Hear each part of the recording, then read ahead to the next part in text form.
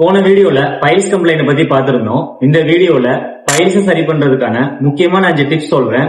அதுக்கு முன்னாடி நம்மளோட சேனலை சப்ஸ்கிரைப் பண்ணிட்டு வீடியோவை சேவ் பண்ணி வச்சுக்கோங்க. டிப்ஸ் 1, இளம் பிரண்டைய ப்ராப்பரா வாஷ் பண்ணிட்டு நெய் விட்டு பொன்னிறமா வறுத்து தேவையான அளவு தண்ணி சேர்த்து அரைச்சு காலை மாலை நெல்லிக்காய் அளவு நம்ம சாப்பிட்டுட்டு வந்தோம்னா ப்ளீடிங் பைல்ஸுக்கு ஒரு நல்ல மருந்து. 2, ஆரம்ப நிலையில வரக்கூடிய மூல நோயை சரி பண்றதுக்கு கருணைக்கிழங்க தவிர மற்ற கிழங்கு வகைகளை தவிர்த்துட்டு உணவுல அடிக்கடி கருணைக்கிழங்க நம்ம சேர்த்துட்டு வந்தோம்னா பைல்ஸ் பிரச்சனை வராம தடுக்க முடியும்.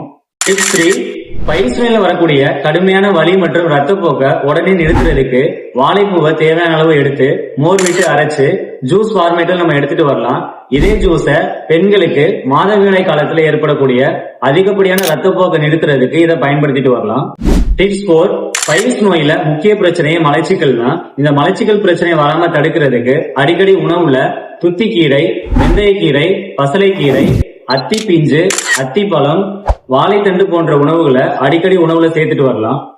டிப்ஸ் 5, மூல நோயில் வரக்கூடிய ப்ளீடிங்கை கண்ட்ரோல் பண்றதுக்கு திரிபுலா சூர்ணம் 10 to 20 கிராம் எடுத்து இளம் சூடான தண்ணியில கலந்து காலை மாலை 2 வேளை 10 முதல் 15 நிமிஷம் நம்ம உட்கார்ந்துட்டு வரலாம். இது மூல நோயில வரக்கூடிய ப்ளீடிங்கை கண்ட்ரோல் பண்றது மட்டும் இல்லாம வலி வேதனையை குறைக்கிறதுக்கும் இந்த திரிபுலா சிட் பாத் ஹெல்ப் பண்ணும்.